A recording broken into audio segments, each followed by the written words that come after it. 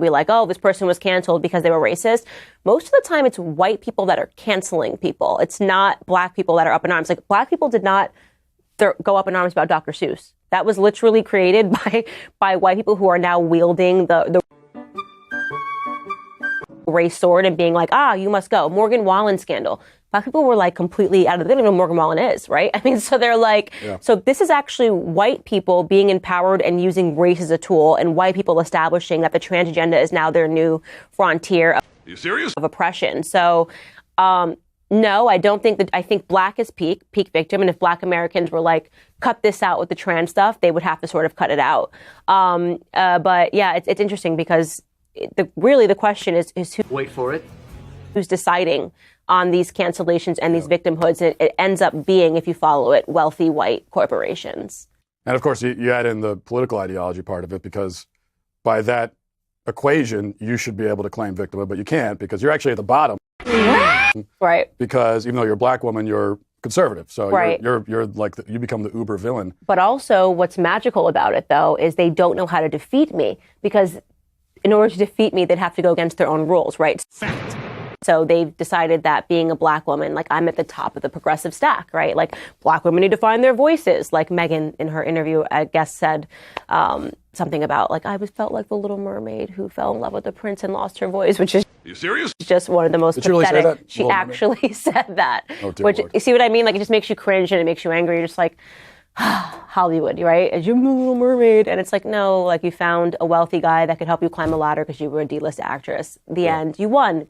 Stop it. Great. Walk away into the sunset and be happy. But yeah, it's interesting. Don't you find they that don't know how to attack me? Don't you find that you get even more hate than, let's say, I would as a white man? Oh yeah. Because here it comes.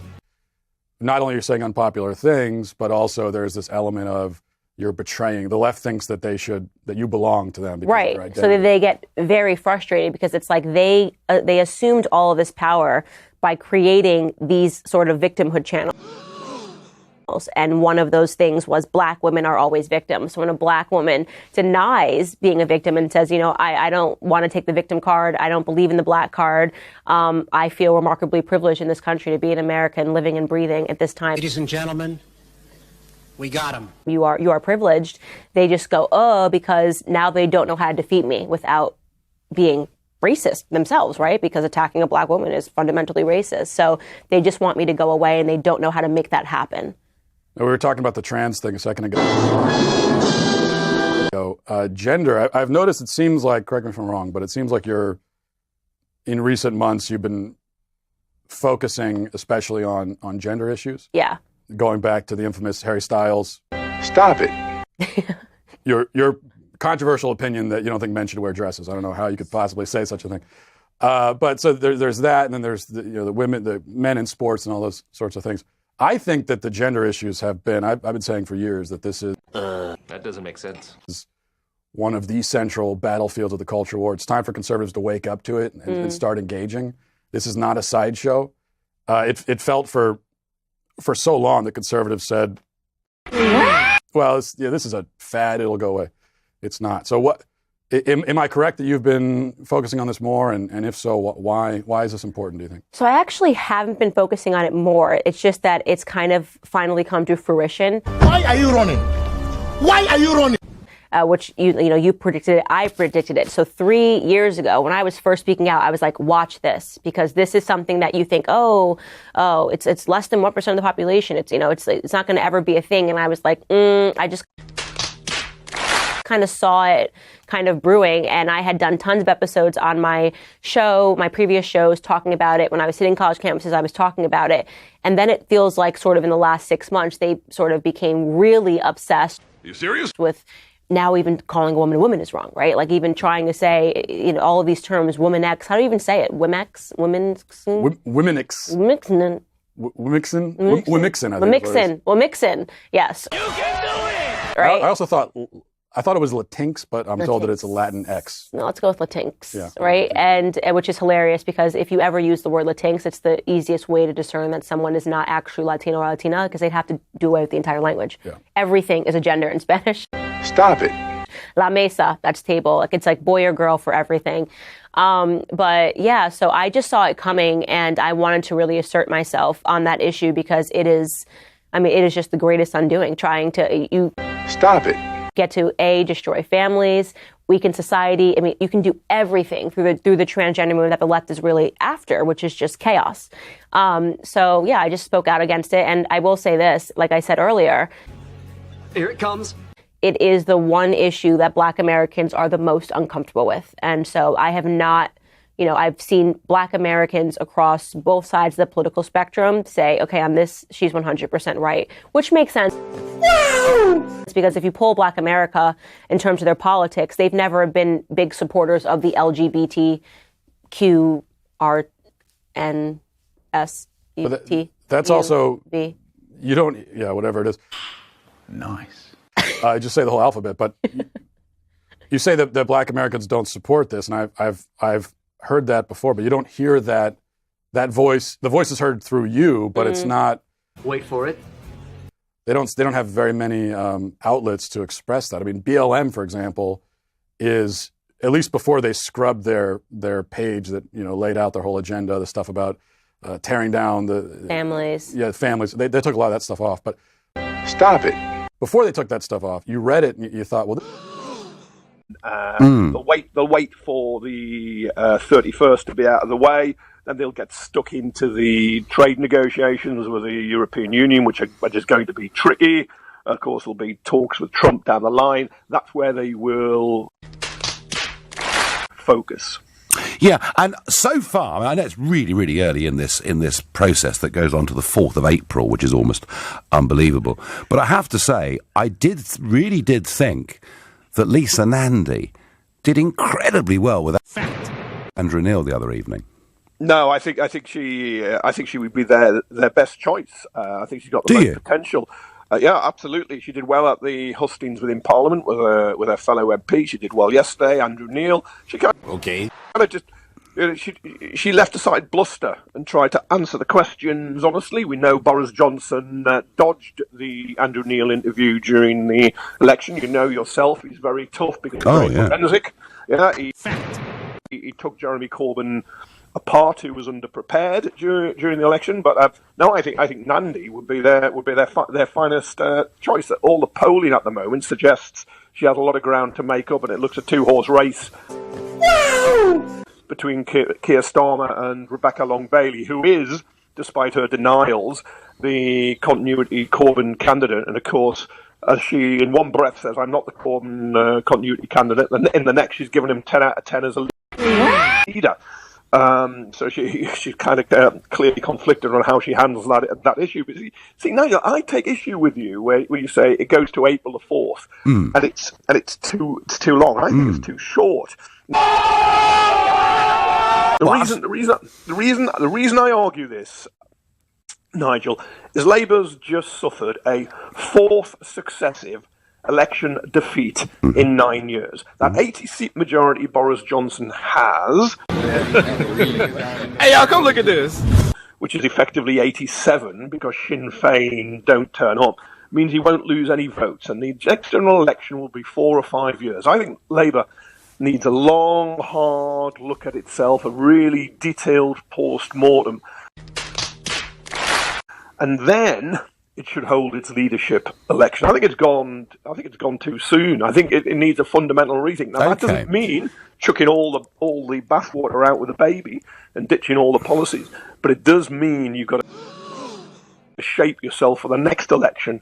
And when you're suffering from the last one, I don't think you're in a position to do it. Isn't the reality, Kevin, that Labour can't win? I mean, for Labour to win in 5 years, I mean, it would need a sort of 1945 type swing. I mean, really, they need a leader for at least 10 years, don't they?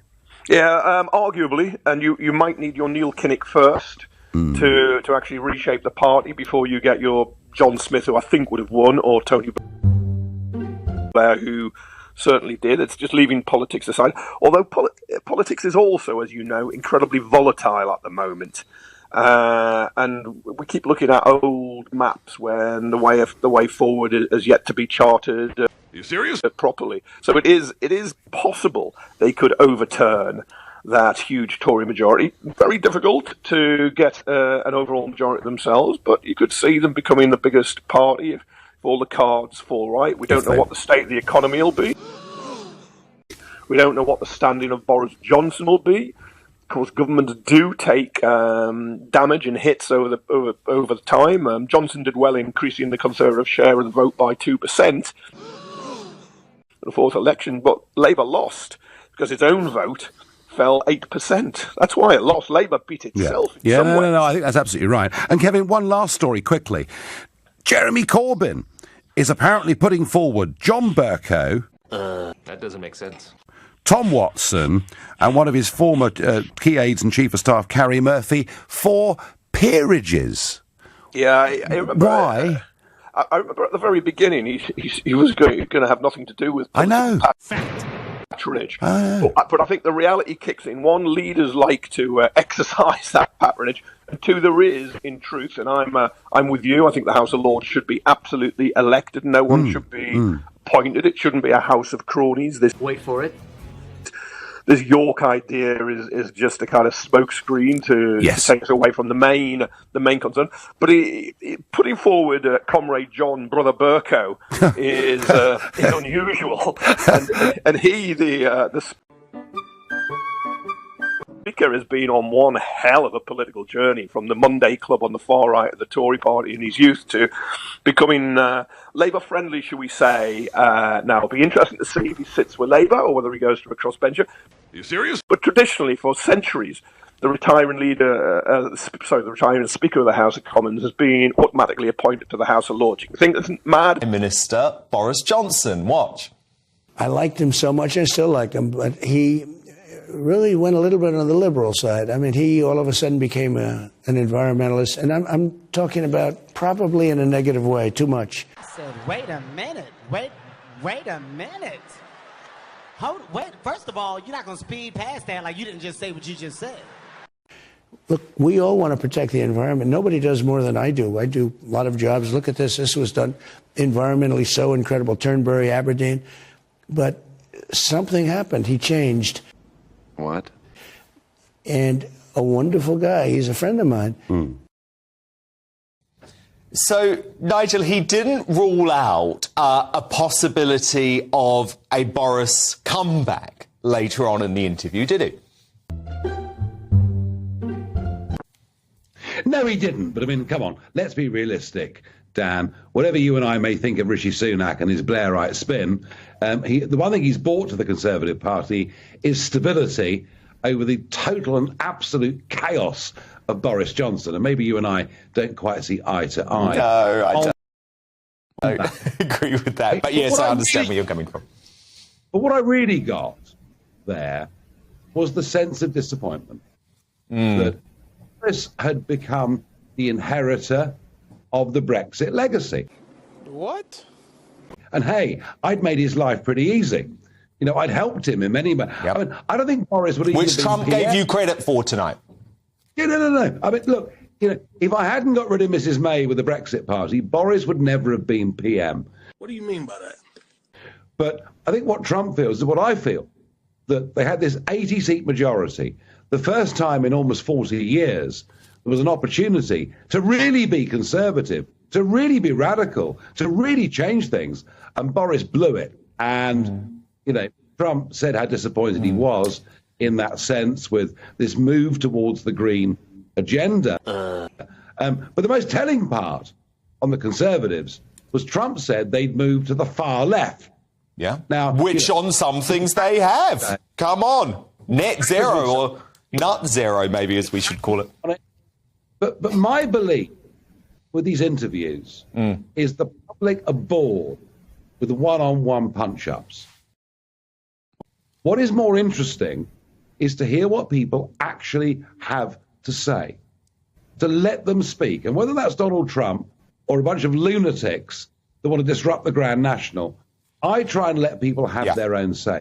Now, well, you did. Maybe. Because you weren't trying to trip him up all the time. Okay. No, I wanted to hear what he had to say about things. I disagree with him on the emphasis on the stolen election and other things like that. But maybe far left, is a bit over the top. So that was a f***ing lie. But truth is, this is the least conservative government we've ever had in the history of our nation. And we're faced with a choice between two forms of social democracy. And I said to him, maybe 13 years in power is too. Well, Scobie is back with a spiteful, lie-filled new book, Fact, that's poured fuel on the flames. He says that Meghan wrote private letters to King Charles, naming two royals who she accuses of taking part in those supposedly troubling conversations about Archie's skin colour. Stop it. Scobie initially said he knew the names but couldn't legally report them. But of course, he could have done outside of the UK. He could have done it in America if he wanted to, where the book is published. He could have done it anywhere. But he said he never names names. That doesn't make sense. Which is another of his lies. And yet overnight they were sensationally revealed, suddenly, out of nowhere, in the Dutch version of Scobie's book. Journalists had been sent copies and the book was briefly on sale in bookstores. What? Before being suddenly withdrawn in a dash by the publishers. Scobie initially said it was a translation error, which didn't really make any sense, because how do you mistranslate names? They're either there or they're not. The publisher now says it wasn't translation, it was simply an error. But how did that error happen? Very good question. How is there an entire different version appearing in a Dutch edition of this book? The consequence of that error is that millions of people online around the world now know the royals are again being implicated in what I think is a completely baseless claim of inferred racism. There is, again, massive speculation about who the people are who were supposedly making comments about Archie's skin colour, which is incredibly unfair to all the royal family. They've all been tarred with this brush now for years. Well, I'm going to end all this nonsense because, frankly, if a book is on the streets in Holland, available to Dutch people, containing names that Omid Scobie, the lickspittle scribe for the Duke and Duchess of Sussex, the man who you may remember, denied they had any involvement in the last book. And so did Meghan. Do you remember? No, nothing to do with it. So that was a f***ing lie. But then in court, many months after the book was published, under oath, she had to admit she had emailed her aides briefing notes for when they met Scobie. So she was one of his primary sources on that first book. Now again, we're being told she had nothing to do with this. And maybe she didn't. And maybe we should be believing Omid Scobie when he says he did not ever write these names down in any draft of his book. Are you serious? It just somehow popped up in the Dutch version of the book. How? I've written 10 books, I think it is now. I've never had a version of my book pop up in a foreign edition, Fact, that contained unbelievably damning allegations about two of the most famous people in the world, and I had nothing to do with it and didn't know how it got there, and nor did anybody else. How does it get there? That doesn't make sense. Omid, surely you as the author, I mean, you must be furious, right? You must be demanding. Heads roll. And you want names, don't you, ironically? Omid, about who did this to you? Who besmirched your reputation as an author? I would, Omid. I'd want to know right now. Especially if I was trying to convince the world that I had nothing to do with it myself. And I'd never, ever put these names in writing. And maybe some lawyer had come along and told me not to. I mean, hey, y'all, come look at this. Couldn't possibly have happened because you've given us your word. And as I've established so far in this monologue, your word is your bond and should be taken as sacrosanct. Well, I'm going to cut through all this crap. I'm going to tell you the names of the two senior royals who are named in that Dutch version of the book. Because frankly, if Dutch people wandering into a bookshop can pick it up and see these names, then you, British people here, who actually pay for the British royal family, you're entitled to know too. And then we can have a more open debate about this whole farrago.